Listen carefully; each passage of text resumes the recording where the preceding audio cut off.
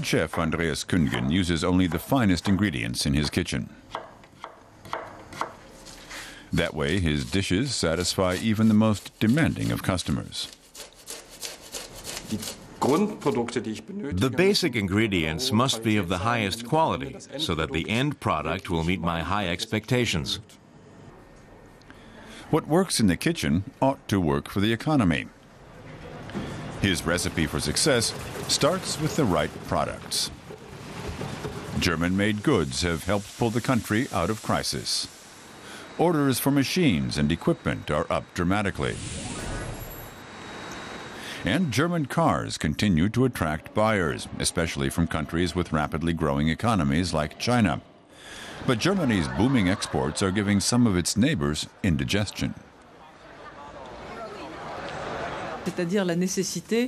As far as competitiveness in the Eurozone goes, we must bring things into line. We must do something about the great disparities between those at the top and those at the very bottom. But having the right products alone isn't enough, says our chef. You need to make the right choices, too, to make sure your economy doesn't overheat.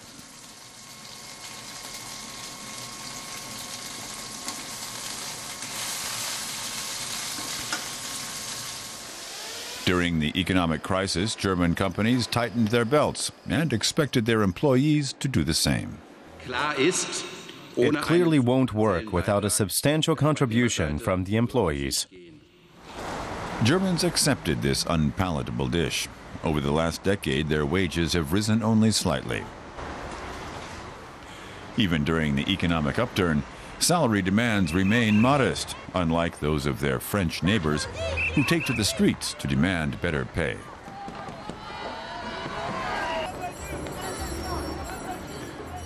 In contrast, Germans prefer to avoid open conflict with their bosses. For me, it's more important to have a secure job because I have a child.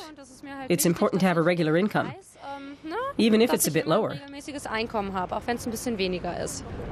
Everything can change. You're not nailed down to the salary or wage levels you earned in the beginning.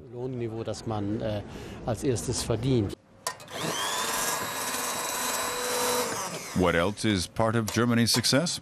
The right tools. Andreas Kündgen always keeps his at hand.